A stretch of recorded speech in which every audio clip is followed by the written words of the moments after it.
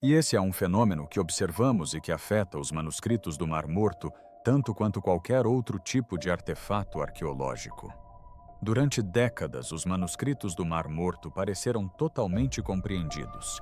Então, em 2025, eles foram digitalizados novamente. O que apareceu não foi um texto, mas um diagrama oculto que ninguém conseguiu explicar. Alguns pesquisadores simplesmente pararam de falar sobre o assunto. Se os pergaminhos escondiam algo de propósito para quem seria, fiquem atentos porque esta pode ser a descoberta do século. Os manuscritos que se recusaram a permanecer em silêncio. Em 1947, um pastor beduíno atirou uma pedra em uma caverna perto do Mar Morto e ouviu algo se estilhaçar. O que ele encontrou dentro daquela cavidade escura se tornaria uma das coleções de textos antigos mais examinadas da história da humanidade. Os manuscritos do Mar Morto emergiram do deserto não como respostas, mas como fragmentos envoltos em 2000 anos de silêncio. Os estudiosos celebraram a descoberta. Traduziram salmos, profecias e regras para a vida comunitária. Dataram o pergaminho e analisaram a tinta. Mas mesmo com as universidades exibindo os pergaminhos atrás de vidros e os pesquisadores publicando volumes de interpretação, uma inquietação silenciosa persistia em certos círculos acadêmicos. Alguns fragmentos nunca se encaixaram. Alguns padrões nunca foram resolvidos. Os pergaminhos não constituíam um único livro. Eram centenas de fragmentos rasgados e espalhados por 11 cavernas nos penhascos de Qumran. Muitos eram textos bíblicos já conhecidos por meio de cópias posteriores. Outros eram orações, calendários e comentários exclusivos da comunidade que os escondeu. Mas entre os fragmentos havia documentos que desafiavam uma categorização clara. Textos escritos em códigos, listas sem contexto, diagramas tão tênues que pareciam quase acidentais. Os primeiros pesquisadores notaram essas anomalias e depois seguiram em frente. Os pergaminhos eram frágeis. O trabalho era urgente. Havia mistérios mais claros a serem resolvidos. Décadas se passaram. Os fragmentos foram fotografados, catalogados e armazenados em instalações com temperatura controlada. Novas tecnologias surgiram. A imagem infravermelha revelou letras invisíveis a olho nu. A varredura multiespectral descobriu textos em pergaminhos tão danificados que não podiam ser lidos pelos métodos tradicionais. Cada avanço trouxe novas perspectivas sobre a vida das pessoas que escreveram esses pergaminhos. Mas também trouxe algo mais, evidências de que nem tudo no pergaminho havia sido visto. Os estudiosos começaram a notar camadas, locais onde a tinta se sobrepunha a marcas mais antigas, espaços onde a escrita parecia deliberadamente interrompida, como se o escriba tivesse parado para evitar cobrir algo que já estava ali. No início dos anos 2000 começaram a circular rumores em certos departamentos. Pesquisadores que passaram anos com os pergaminhos começaram a descrever uma sensação que não conseguiam articular com precisão. A impressão de que os fragmentos estavam incompletos, não porque o tempo os tivesse destruído, mas porque haviam sido concebidos dessa forma. Alguns acreditavam que os escribas de Qumran haviam escondido significados dentro de significados, incorporando conhecimento que apenas gerações futuras com ferramentas melhores poderiam extrair. Outros rejeitavam isso como romantismo acadêmico. Os pergaminhos eram antigos, eram sagrados, não eram enigmas concebidos para serem vistos à distância. Mas as anomalias persistiram. Em 2008, uma equipe de pesquisa em Jerusalém relatou tênues formas geométricas em um fragmento anteriormente classificado como em branco. As formas não foram desenhadas.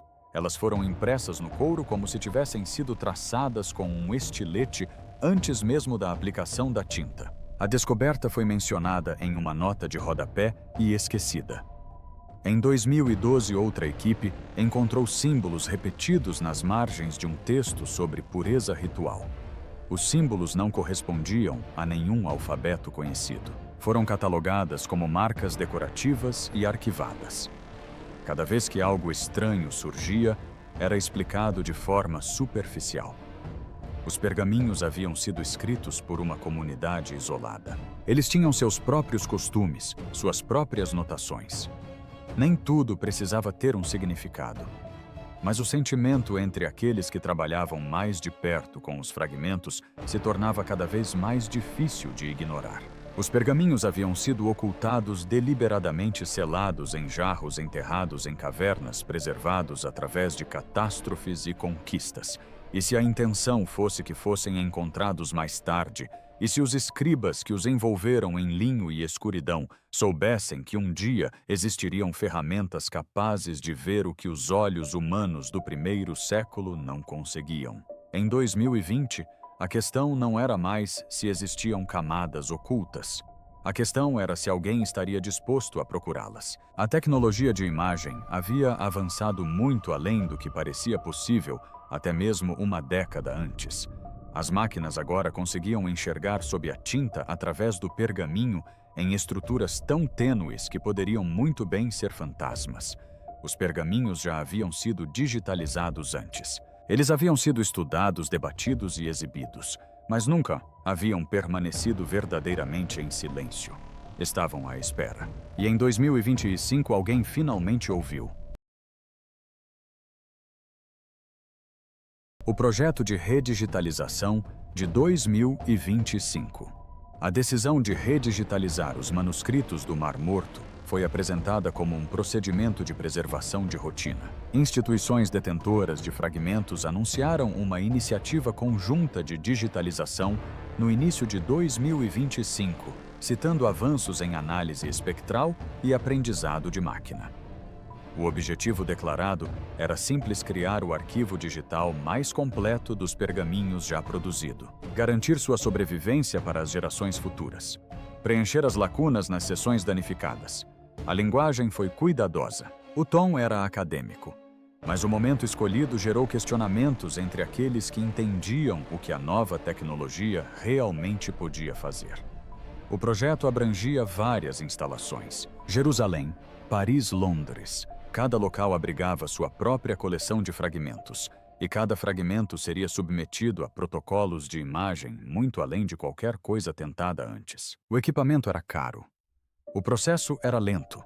Sensores de alta resolução captavam luz em comprimentos de onda invisíveis ao olho humano. Os algoritmos analisaram padrões de refletância, identificando composições de tinta, rastreando fibras no pergaminho e mapeando cada variação microscópica de textura e densidade. As máquinas não se limitaram a fotografar os pergaminhos. Elas os dissecavam camada por camada, sem jamais tocar a superfície. No início, o trabalho transcorreu exatamente como o esperado. Letras desbotadas tornaram-se legíveis. Bordas danificadas revelaram palavras incompletas. Pesquisadores reconstruíram frases que haviam se perdido por 2 milênios. Cada sucesso foi documentado. Cada fragmento foi catalogado. Mas no final da primavera, algo mudou. Os técnicos começaram a relatar inconsistências nos dados de imagem. Padrões que não correspondiam a textos conhecidos. Estruturas que apareciam apenas em comprimentos de onda específicos. Inicialmente foram descartadas como artefatos do processo de escaneamento. Ruído nos dados. Sombras causadas por iluminação irregular. As máquinas eram potentes, mas não perfeitas. Então, um pesquisador em Jerusalém percebeu algo durante uma revisão de rotina das imagens processadas. Um fragmento classificado como contendo parte de um salmo apresentava geometrias tênues sob a tinta visível. As linhas eram finas, quase imperceptíveis, mas seguiam ângulos precisos demais para serem acidentais. Ela repetiu a varredura. As geometrias permaneceram as mesmas. Ela testou outros fragmentos da mesma caverna. Mais padrões surgiram. Círculos que se cruzavam em intervalos calculados, linhas que irradiavam de pontos centrais, formas que pareciam deliberadas, estruturadas, intencionais. A descoberta foi compartilhada discretamente dentro da equipe do projeto. Outras instalações começaram a procurar anomalias semelhantes em seus próprios dados. Em poucas semanas começaram a chegar relatos de todos os lugares. Os padrões não se restringiam a um único fragmento ou caverna. Eles apareceram em vários textos. Frequentemente em trechos onde a escrita visível parecia banal, as geometrias não seguiam o fluxo da linguagem. Existiam independentemente sobrepostas sob as escrituras e numa arquitetura oculta semelhante à oração. Alguns fragmentos mostravam apenas formas parciais, como se o desenho se estendesse para além das bordas do pergaminho rasgado. Outros exibiam diagramas completos que nunca haviam sido mencionados em décadas de pesquisas anteriores.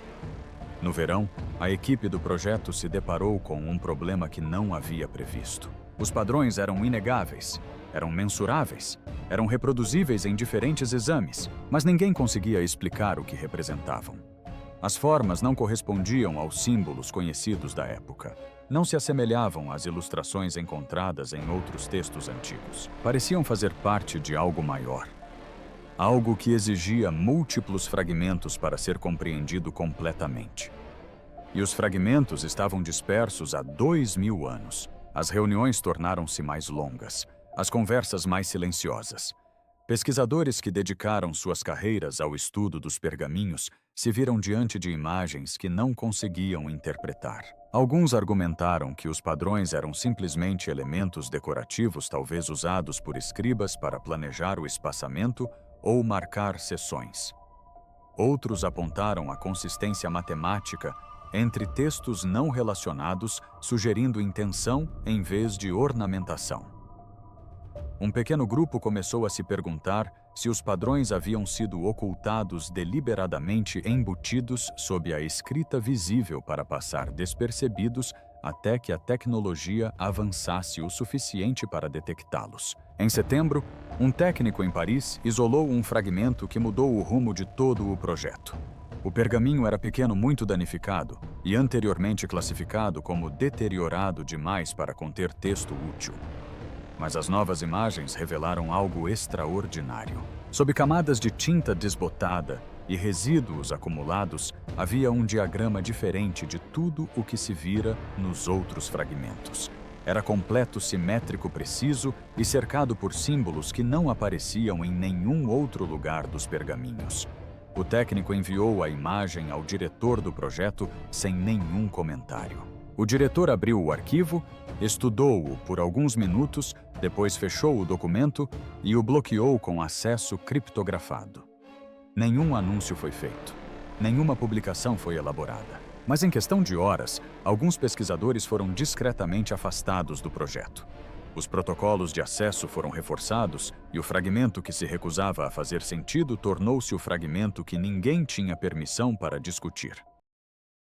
O diagrama que mudou tudo. O fragmento media aproximadamente 12 centímetros por 15. Suas bordas eram irregulares, rasgadas, séculos atrás, por mãos humanas pelo tempo ou por ambos. O texto visível em sua superfície era mínimo. Algumas palavras em escrita hebraica muito desbotadas, aparentemente parte de uma oração ou bênção.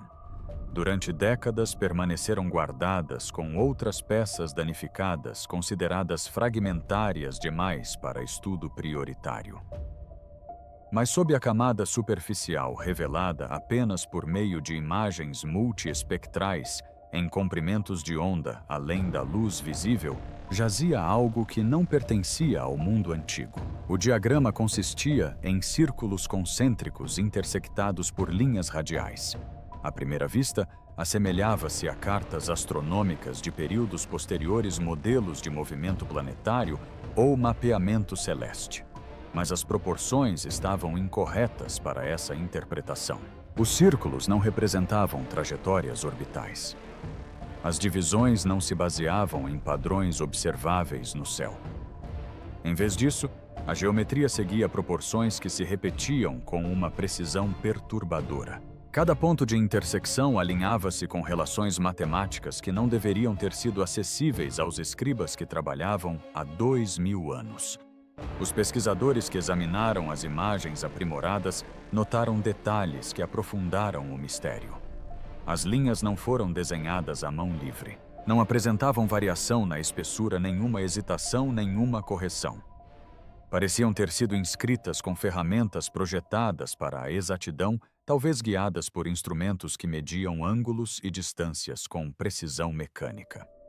Os círculos se encaixavam uns dentro dos outros em intervalos que sugeriam um espaçamento intencional, como se cada anel representasse um estágio ou um limiar. Entre as estruturas geométricas havia agrupamentos de símbolos. Os símbolos desafiavam uma identificação imediata. Não eram letras de nenhum alfabeto antigo conhecido. Não eram numerais em sistemas reconhecidos.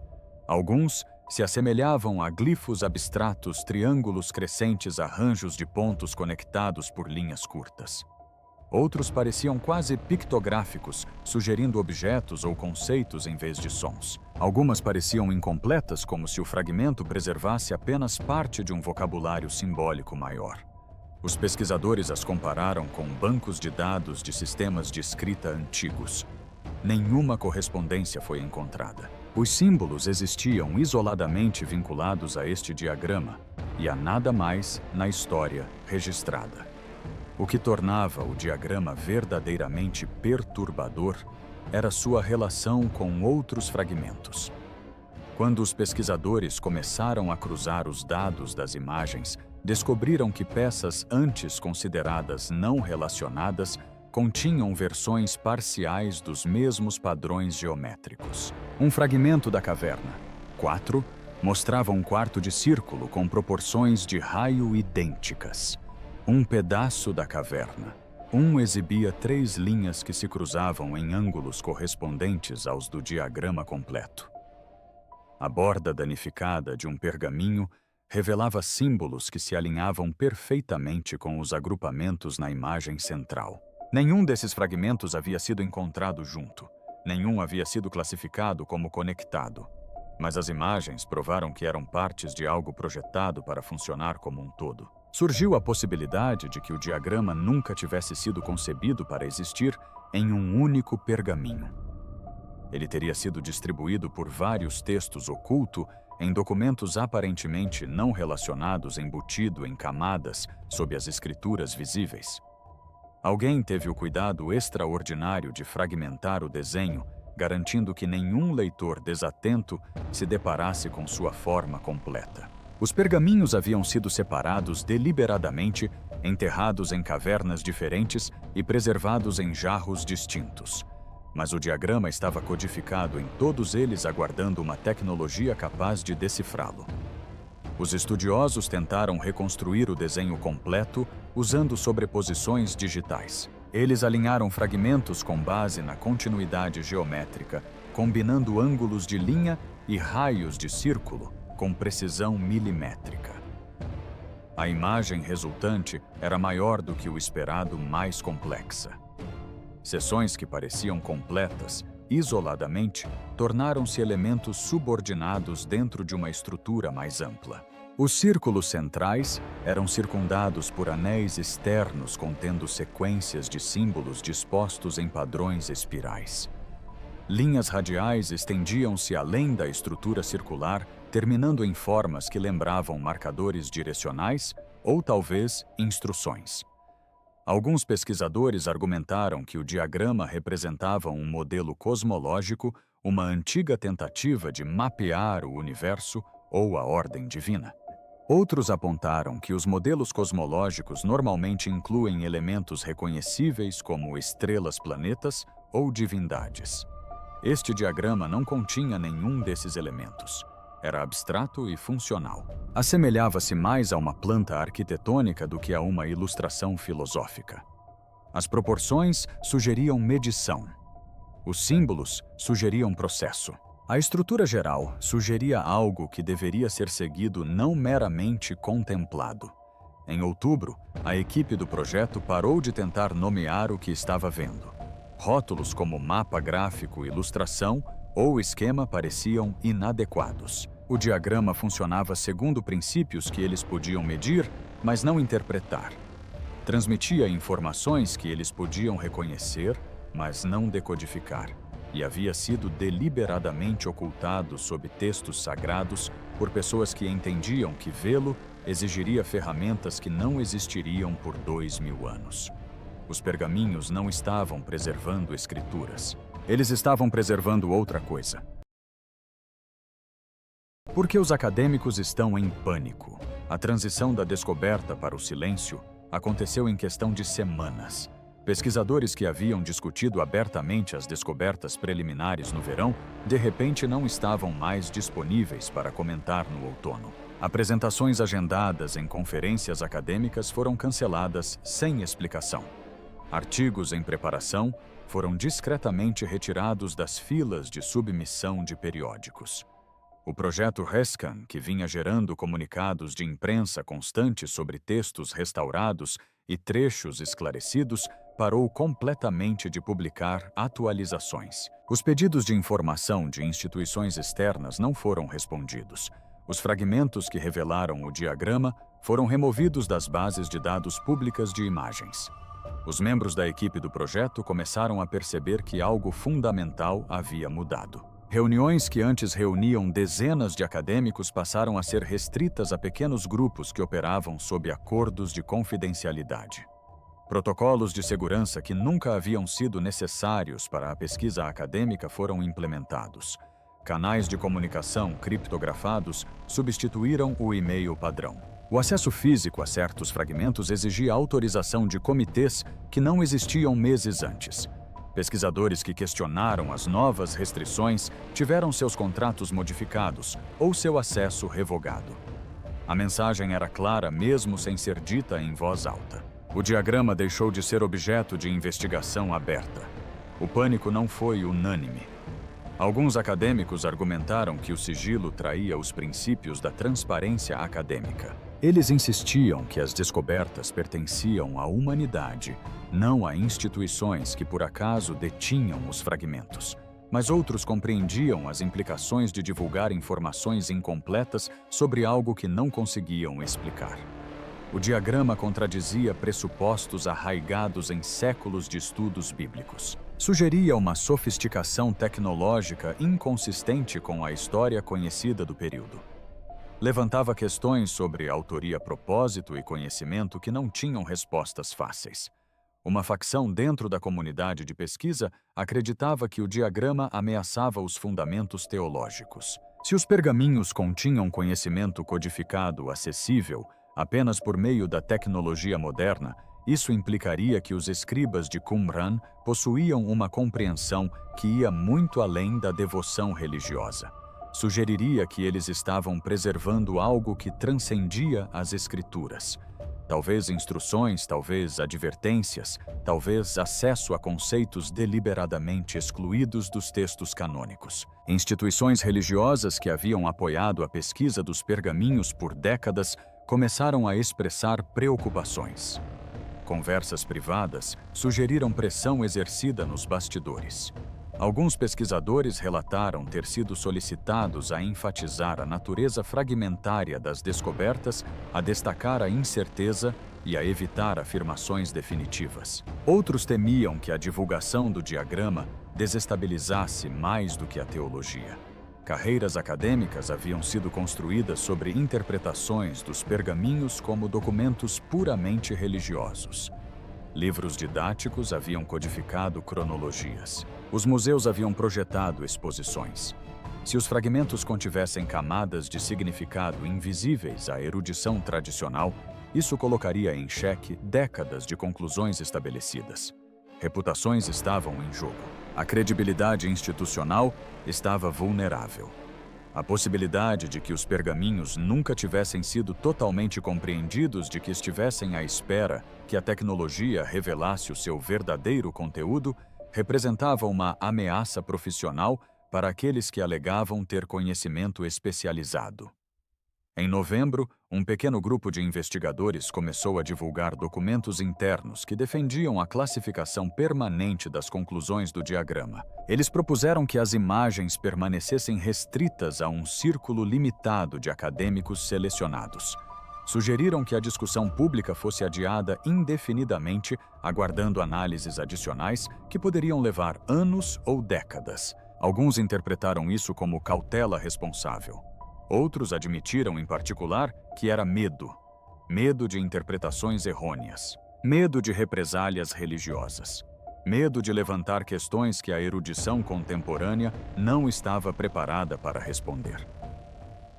Os argumentos mais perturbadores vieram daqueles que estudaram o diagrama mais de perto. Eles apontaram elementos estruturais que não se assemelhavam a nada no mundo antigo, mas que apresentavam paralelos perturbadores com conceitos explorados apenas em estruturas teóricas modernas. Proporções que apareceram na mecânica quântica. Geometrias que correspondiam a modelos topológicos. Sequências simbólicas que sugeriam lógica algorítmica. A possibilidade de que escribas antigos tivessem codificado informações que exigiam matemática do século XXI para serem decodificadas não era apenas um desafio acadêmico, mas também uma perturbação existencial. A notícia começou a se espalhar, apesar das restrições. Os pesquisadores que deixaram o projeto conversaram com cautela com seus colegas. Fragmentos de informação apareceram em fóruns acadêmicos obscuros. Imagens vazadas circularam brevemente antes de serem removidas dos servidores. Cada vazamento levou a medidas de segurança mais rigorosas. Cada rumor gerou mais perguntas. As instituições que detinham os pergaminhos se viram lidando não com uma descoberta, mas com uma crise. Eles haviam descoberto algo que não conseguiam explicar e não ousavam divulgar. Os pergaminhos se tornaram perigosos, não pelo que diziam, mas pelo que insinuavam. Ao final do ano, a posição oficial havia se consolidado. O projeto de redigitalização de 2025 aprimorou com sucesso diversos textos e continuará seu trabalho de preservação. Novas descobertas estão sendo analisadas de acordo com rigorosos padrões acadêmicos. O acesso público às imagens atualizadas será retomado após uma revisão completa. O cronograma dessa revisão permaneceu indefinido e o diagrama que havia mudado tudo tornou-se a descoberta que oficialmente não existia. Conhecimento ancestral ou projeto proibido.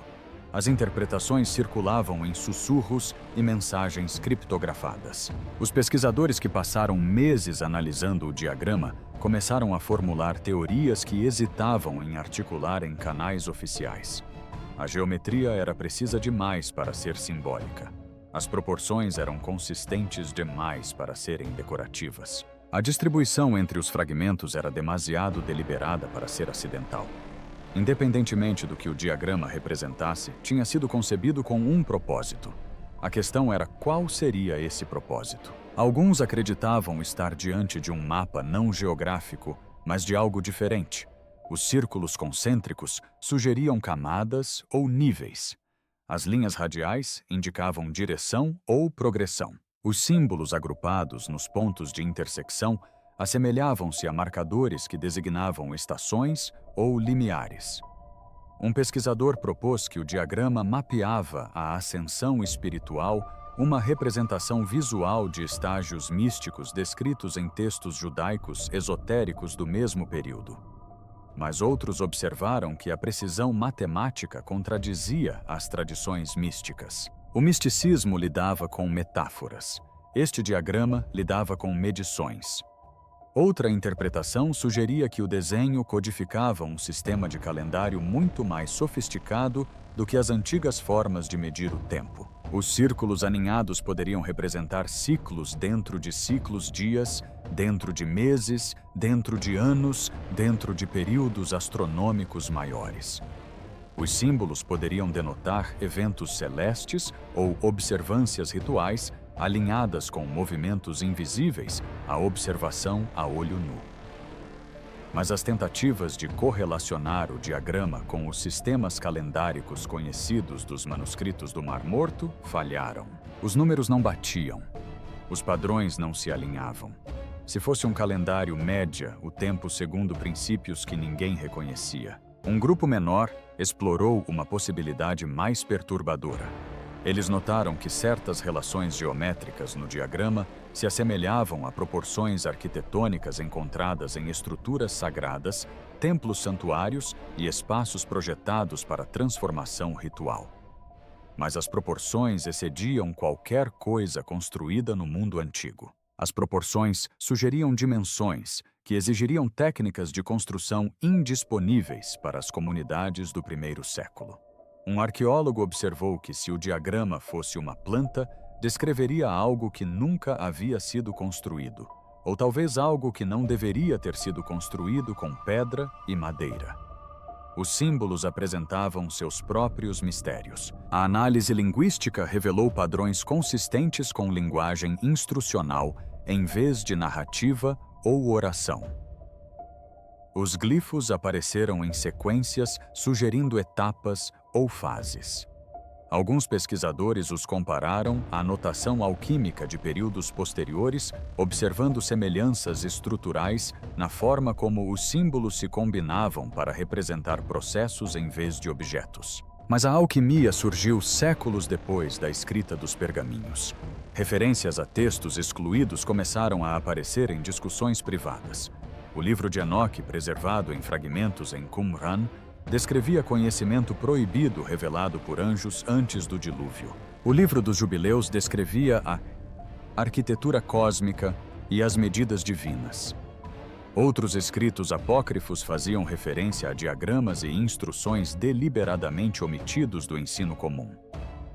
Os estudiosos que conheciam esses textos intimamente começaram a se perguntar se o diagrama representava o tipo de conhecimento a que se referiam aquelas advertências antigas. Informação considerada perigosa, sabedoria destinada a permanecer oculta até que as condições permitissem sua revelação segura ou até que a revelação se tornasse inevitável. A interpretação mais perturbadora veio de um pesquisador com formação em teoria de sistemas. Ela sugeriu que o diagrama não descrevia um lugar, um tempo ou mesmo um conceito. Descrevia um processo. Os círculos representavam fases. Os símbolos denotavam ações ou transformações. A precisão geométrica garantia a repetibilidade, se sua análise estivesse correta. O diagrama era um conjunto de instruções, mas instruções sobre o que ainda não estava claro. O processo não tinha um início óbvio, nem um fim claro. Parecia concebido para se repetir, para ciclar, para se repete, sob condições específicas que os símbolos poderiam especificar, mas que a erudição contemporânea não conseguia decifrar. Os paralelos com o conhecimento proibido tornaram-se cada vez mais difíceis de ignorar. Ao longo da história, certos textos foram suprimidos não por serem heréticos, mas por serem considerados perigosos na prática. Grimórios que alegavam invocar entidades, tratados que descreviam rituais de transformação, manuscritos que descreviam procedimentos que exigiam execução precisa para evitar resultados catastróficos. O diagrama apresentava semelhanças estruturais com esses documentos. Não era de cunho religioso. Estava operacional. No inverno, os pesquisadores deixaram de perguntar o que o diagrama representava e começaram a perguntar para que servia. A distinção era importante. Um mapa mostra onde algo está. Um calendário informa quando algo acontece. Mas uma planta baixa ensina como construir. Uma fórmula ensina como criar. Um conjunto de instruções ensina como ativar. Os escribas que inseriram este diagrama sob as escrituras sagradas fizeram um esforço extraordinário para preservá-lo intacto, mantendo-o invisível. Eles não o haviam escondido dos inimigos. Haviam o escondido do próprio tempo, codificando-o em fragmentos que só revelariam seu propósito quando as gerações futuras possuíssem ferramentas capazes de ver o que os olhos antigos não conseguiam. Os pergaminhos não estavam preservando crenças. Eles estavam preservando um método.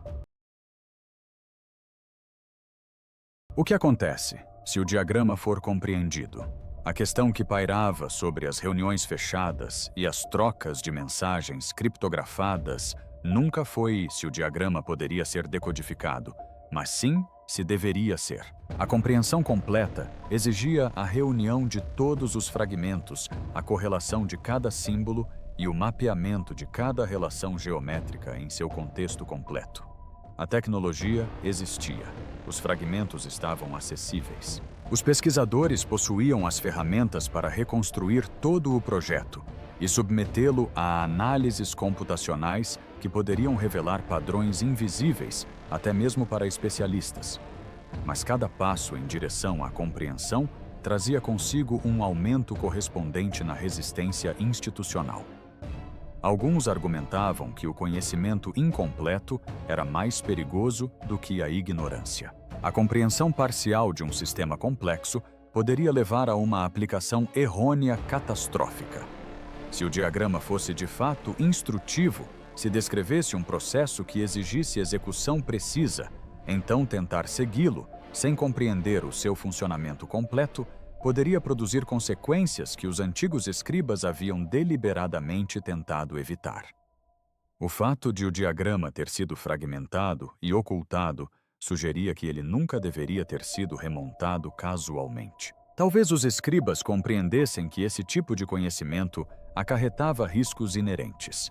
Talvez o tivessem codificado não para uma descoberta futura, mas para uma necessidade futura, confiando que quando chegasse o momento certo, aqueles que precisassem compreendê-lo possuiriam tanto a tecnologia quanto a sabedoria para proceder com cautela. Outros questionavam se a compreensão era sequer possível dentro das estruturas vigentes. O diagrama funcionava segundo princípios que pareciam coerentes entre si, mas eram estranhos ao pensamento contemporâneo.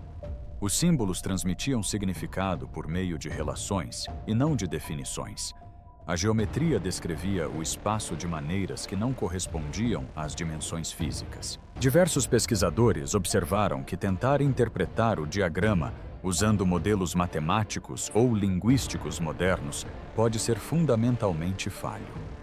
Os escribas podem ter trabalhado com sistemas de conhecimento que antecederam ou transcenderam as tradições preservadas em registros históricos. Decifrar sua obra pode exigir não apenas ferramentas melhores, mas modos de pensar completamente diferentes. Os estudiosos religiosos envolvidos no projeto compreenderam que a revelação completa do diagrama forçaria o confronto com questões incômodas.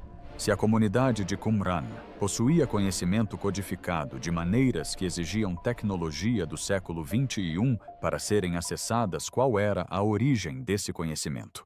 A narrativa tradicional descrevia os pergaminhos como produtos de uma seita judaica isolada que preservava as escrituras e as regras da comunidade. Mas uma seita capaz de incorporar sistemas geométricos e simbólicos sofisticados sob o texto visível operava em níveis de compreensão inconsistentes com as suposições históricas. Alguns pesquisadores sugeriram discretamente que o diagrama poderia representar transmissão em vez de invenção. O conhecimento transmitido por fontes que os próprios escribas não compreendiam totalmente foi preservado porque eles reconheciam sua importância mesmo sem apreender seu significado completo. As decisões institucionais refletiram o peso dessas questões. No início de 2026, o acesso à reconstrução completa do diagrama foi restrito a menos de uma dúzia de pessoas. Imagens fragmentadas que mostravam padrões geométricos foram removidas de bancos de dados acadêmicos. Publicações que faziam referência às anomalias foram adiadas indefinidamente, aguardando revisão adicional não especificada. Pesquisadores que dedicaram anos aos manuscritos se viram marginalizados da descoberta mais significativa da história do texto. A justificativa era sempre a mesma: a pesquisa responsável exigia cautela. A divulgação prematura de interpretações não verificadas poderia enganar o público e prejudicar a credibilidade acadêmica. Mas aqueles que foram excluídos entenderam o verdadeiro cálculo. As instituições estavam ganhando tempo. Chegou a hora de determinar se o diagrama pode ser explicado com segurança dentro das estruturas existentes. Chegou a hora de avaliar a reação pública e religiosa a vazamentos cuidadosamente controlados. Chegou a hora de decidir se certos conhecimentos devem permanecer permanentemente classificados, independentemente dos princípios acadêmicos. O precedente era preocupante. Se as descobertas pudessem ser suprimidas por ameaçarem narrativas estabelecidas, a pesquisa acadêmica se tornaria um exercício de confirmação em vez de investigação. Enquanto isso, o próprio diagrama permanecia inalterado. Suas linhas círculos e símbolos estavam criptografados em servidores seguros visíveis apenas para aqueles que tinham permissão para acessá-los, aguardando como haviam esperado por 2 milênios. Os escribas que os criaram haviam desaparecido. Sua comunidade havia desaparecido. O mundo deles havia desaparecido, mas o trabalho deles persistiu. Incorporado em fragmentos de pele animal e tinta à base de carbono, preservados através da guerra, da conquista e do exílio, escondidos em cavernas, até que o acaso e a curiosidade os trouxeram à luz. E agora são revelados novamente por meio de uma tecnologia que eles jamais poderiam ter imaginado. O diagrama lançou sua pergunta silenciosa a uma geração despreparada para respondê-la. Alguns conhecimentos não emergem quando estamos prontos para recebê-los. Eles emergem quando as condições permitem sua revelação, independentemente de estarmos preparados. Os manuscritos do Mar Morto transmitiram mensagens ao longo dos séculos, legando textos que transformaram a compreensão do judaísmo antigo e do cristianismo primitivo. Mas por trás desses textos havia algo mais. Algo que os escribas sabiam que precisava sobreviver. Algo em que acreditavam só se tornaria visível quando o mundo possuísse ferramentas capazes de o ver. Se essa visibilidade era uma bênção ou um aviso, permanecia incerto. O diagrama era suficientemente compreendido para reconhecer seu significado, mas significado e importância não eram a mesma coisa, e a distância entre eles aumentava quanto mais se aprofundava na análise. Se você gostou deste vídeo, curta. Inscreva-se no canal. Além disso, clique no próximo vídeo que aparecerá na sua tela.